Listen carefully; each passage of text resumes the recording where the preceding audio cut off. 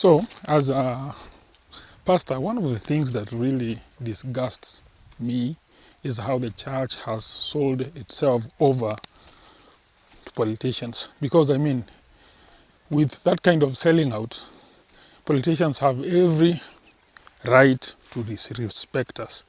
I don't remember growing up seeing politicians on pulpits. And if my memory serves me right, even Moi himself, when he used to go to church at Moi High School, Kibira, because that is where he used to attend church every other Sunday, I rarely saw images of him standing on the pulpit. We may not have had TVs then, but I don't think he used to do that. And this is quite a new phenomenon.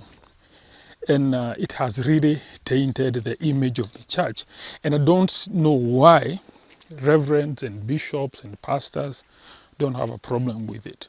Because when a church depends on politicians for money, for building, for all those things, there is no way the church can expect any form of respect from such people. And because you're eating from them, you will have to give them the platform, have them stand on pulpits, and have them spew every nonsense they want up there. Because after all, they are feeding you. And it is the person who feeds you who controls you. It really angers me. And as a pastor, there is this principle I have had, and I pray that God will help me. I know they say that every person has a price tag, but I mean, if we are followers of Christ, we have to have standards and we have to have lines we cannot cross and say that. So my principle is, I will never allow myself to bow to politicians, to have them build a church. This is not to say that I will close every door, that I may not accept anything they do. No, if somebody comes and they come by their own, not me going kneeling before them and begging them, then that is okay. But this is something I will not do. I will not go beg. I will not go kneel before them to have them come and build. Because I always wonder, how poor is the God we serve?